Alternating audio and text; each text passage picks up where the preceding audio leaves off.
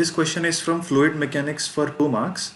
Two immiscible, incompressible, viscous fluids having same densities but different viscosities are contained between two infinite horizontal parallel plates 2 meters apart as shown in the figure. The bottom plate is fixed and the upper plate moves to the right with a constant velocity of 3 meters per second.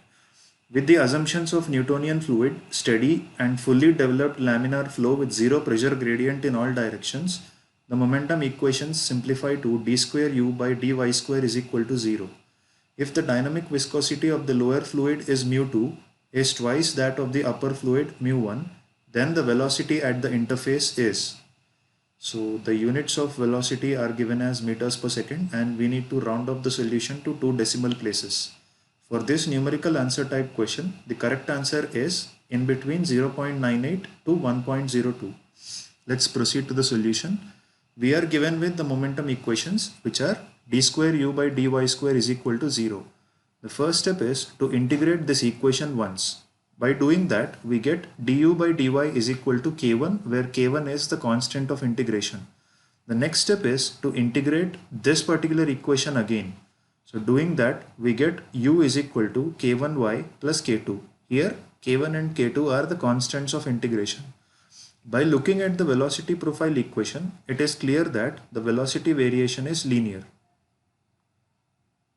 Next comes the critical step in this solution. It is important to note that shear stresses at the fixed plate are equal to shear stresses at the moving plate. So according to Newton's law of viscosity, we can write down the shear stress as mu into dV by dy. So doing that, for the fixed plate, we can write mu2 into v2 minus 0 by 1, 0 because it is a fixed plate, its velocity will be 0.